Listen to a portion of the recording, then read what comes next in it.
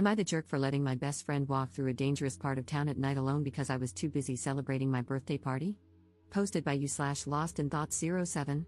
I, 26F, have been best friends with Jake, 27M, for over 6 years. We work at the same company and are also planning to go on a work and travel trip together soon.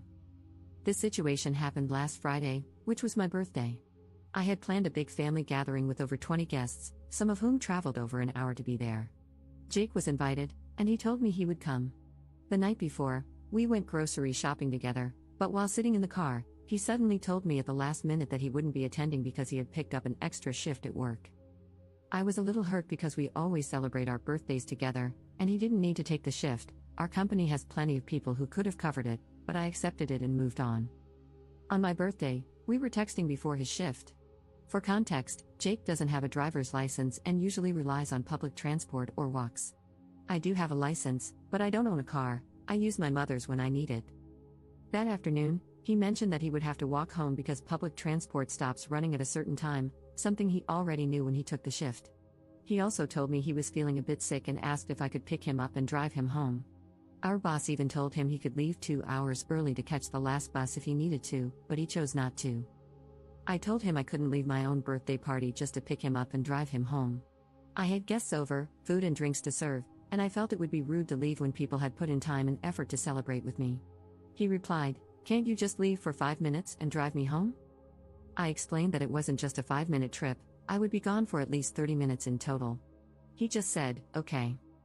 Later, I checked Find My to make sure he got home safely and texted him, apologizing that I couldn't drive him, reminding him that I normally do, but I really couldn't leave my own party. That's when he got angry and told me my behavior was unacceptable and that I was just making excuses. For further context, I do drive him home fairly often, even when I'm not working the same shift as him. But this time, I had a prior commitment, one that he was originally supposed to attend. I reminded him again that our boss had told him he could leave early to catch the bus. At this point, he started arguing that the town is dangerous at night, but we've both lived here our entire lives, and nothing has ever happened to us.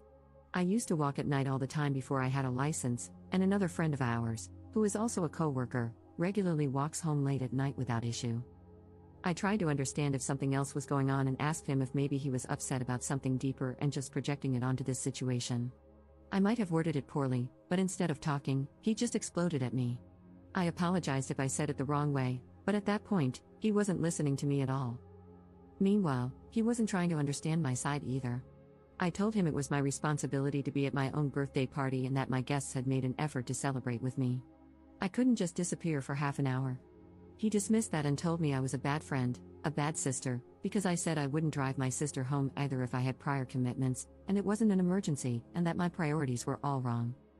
In the end, he told me he didn't want to see me for a while.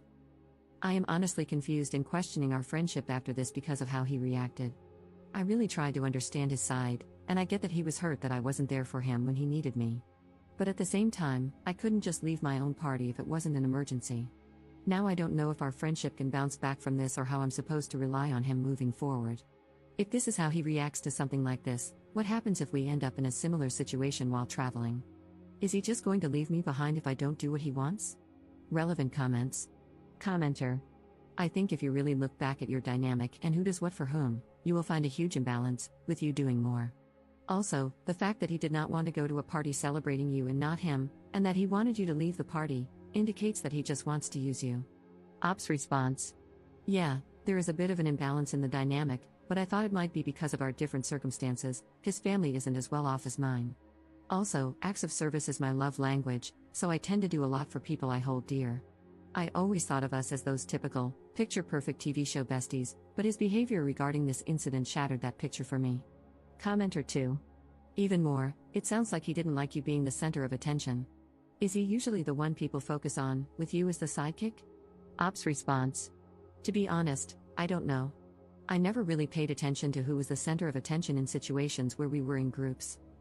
But now that I think about it, we were at a party recently where he separated from me for almost the entire time to go off with another friend we hadn't seen in a long time. I assumed it was because they hadn't seen each other in months, so I didn't really pay attention to it either and just stayed with other friends. Commenter 3. This was kind of what I was thinking. He sounds manipulative. No one is going to leave their birthday party to give someone a ride home. It's incredibly rude to leave a party in your honor, and I'm 99% sure that's common knowledge. Either something else is going on, or he fabricated this whole thing as a test. Ops response. And he told me that he had talked to others about it, and not one of them disagreed with his point of view. That made me a bit insecure, wondering if I'm the jerk here, but I think the comments are debunking that. Thanks you all. I just would love to know what he told those people, or his thought process for that matter, because I would never react this way. The test could be a plausible explanation. He might have felt the need to test me before we go to another country for a year. That's the other thing I need to figure out, because if this is how he reacts to something like this, I can't rely on him. And even if our friendship survives, I can't go to another country with him as my support system. Update 1 day later. First of all, thank you all for the helpful comments. I never expected so many people to relate to this. I'm so sorry for everyone who has gone through something similar. To clarify something I've seen speculated in the comments, there are no romantic feelings involved. He's gay, so there was never any romantic interest between us. After reading a lot of comments and reflecting on everything, I've decided to go no contact, aside from necessary work-related interactions. I've also made the decision to move forward with my work and travel plans alone, because I simply can't trust someone like this to be my emergency contact in another country. I had a long conversation with my parents and showed them the chat. My mom actually broke down crying. She told me she's seen narcissistic behavior and red flags in him for years, but things have gotten worse in the last few months. She said this has been weighing on her, and when she laid everything out for me, I finally saw the bigger picture. Even though it wasn't a romantic relationship, I now realize he was isolating me from other friends and family, always trying to make himself the center of my social life. He even tried to insert himself into most of my other friendships, and looking back, anytime I made progress in life, he would find a way to hold me back or drag me down. My dad told me that some of the recent arguments I've had with my family were actually their way of trying to get me to see what was happening, but I just didn't recognize it until now.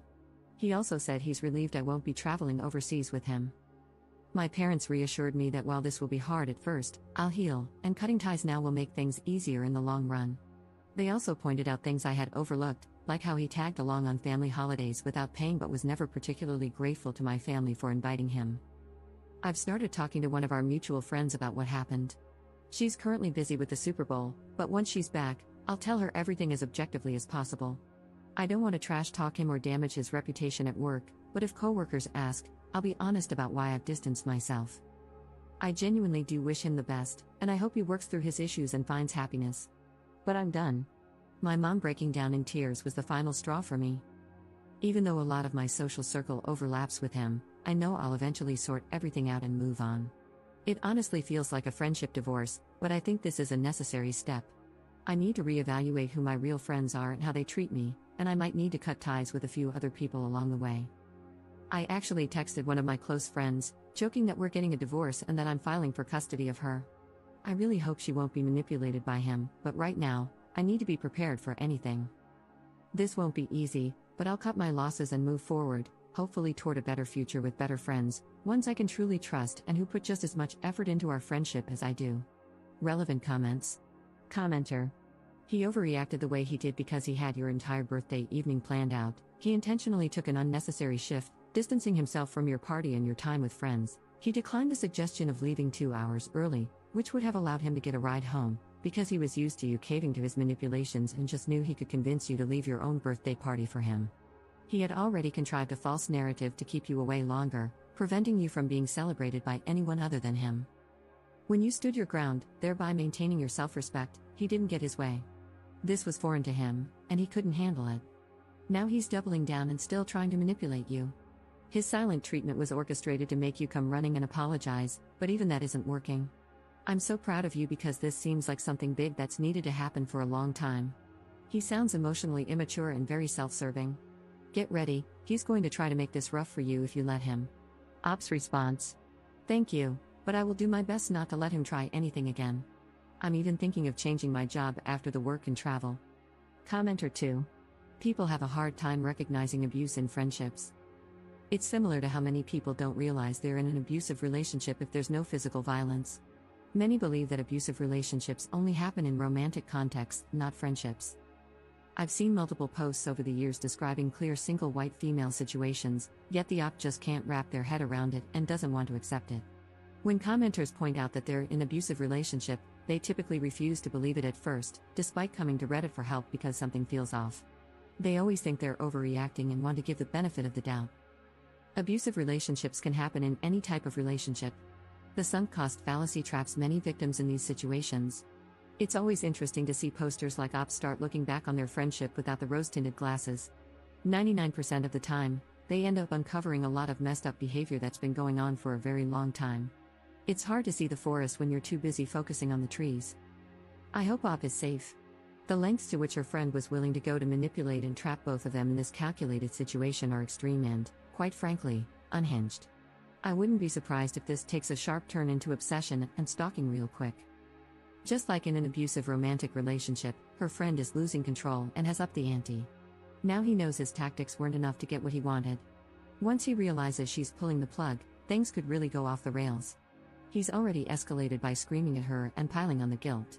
He's going to escalate further, but how far will he go? Who knows? You can't reason with unreasonable people, and you cannot predict their actions. Op needs to be on high alert and should not underestimate him.